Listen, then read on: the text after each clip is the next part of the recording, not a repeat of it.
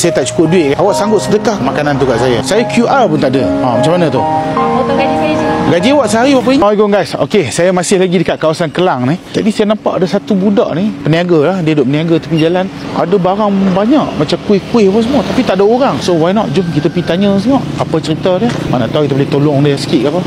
Jom, let's go. Assalamualaikum. Niaga apa ni? Macam-macam. Macam-macam ada. Ya Allah, habis nafsu ni. Ni apa lauk? Lauk. Ni asam pedas. Yang pedas ayam, ni rendang ayam. Kuih raya apa dah? Kuih agak-agak kering, rare sekarang ni.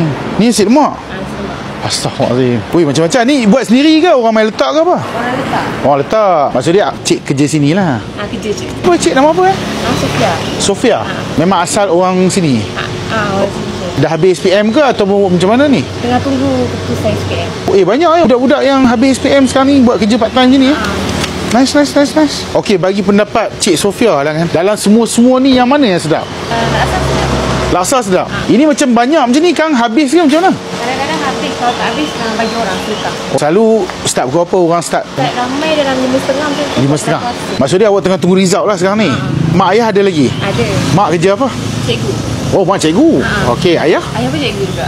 Oh, dua-dua anak cikgu. Nice. Kenapa awak buat kerja part time? Saja nak cari duit sendiri, cari pengalaman lah. Kalau kata lepas dapat result SPM, apa cita-cita awak? Awak nak sambung pelajaran dalam bidang apa tu? Nak ambil akaun. Maksud dia awak suka numbers? Maksud dia plan awak nak jadi chartered accountant lah? Nice. Adik-adik berapa orang? 5. Awak nombor berapa? 3. Maksud dia yang atas sekali tu abang ke kakak? Kakak. Kakak. Dah bekerja? Tengah intern. Intern kat mana? Audit. PwC. Uish, awak ni family line accounting ke macam mana? Kakak saya. Wih, comelnya nama apa ni? Nuha. Salam. Sayang. Oh, sini dia ni kot, high five je kot. Tak payah ambil duit. Tak apa, saya bayar. Tak payah, saya bayar. Okey, baik, sama-sama. Ni saya punya. Kira sekali dengan kakak tu punya. Okey? 38.50. 38.50 sen. Katalah tiba-tiba saya tak cukup duit kan. Awak sanggup sedekahkan tak makanan tu kat saya? Boleh kot. Boleh? RM38.50 ni. Sanggup awak sedekahkan? Boleh kot. Kalau betul-betul tak ada duit. Okey, anggap je memang saya betul-betul tak ada duit. Dalam poket saya memang ada kunci. Saya hanya ada kad-kad je. Saya QR pun tak ada. Macam mana tu? Potong gaji saya je. Gaji awak sehari berapa ringgit? Maksudnya kalau RM38.50 tolak 50, baki berapa tu? 11.5. Awak sanggup hari ni gaji awak RM11.5 je? Lillahi ta'ala, jawab betul-betul, jangan tipu. Betul? Memang saya tak ada duit. Bolehkah awak sedekahkan saya? Betul Betul? Serius ni, saya tak bayar ni. Wah, ya awak jangan main-main.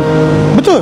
Tak apalah, mandaga awak ni baik sangat-sangat kan. Ni saya bayar tadi berapa? 38 apa? Nah, ni lebih saya tak nak awak ambil. Lepas tu ni awak ambil duit raya kat awak. Okey? Niaga elok, kerja elok. Jaga diri elok, kisah kat mak ayah apa semua nanti. Okey? Solat jangan tinggal tau. Semoga awak berjaya dunia dan akhirat lah, insya-Allah. Cipul sama.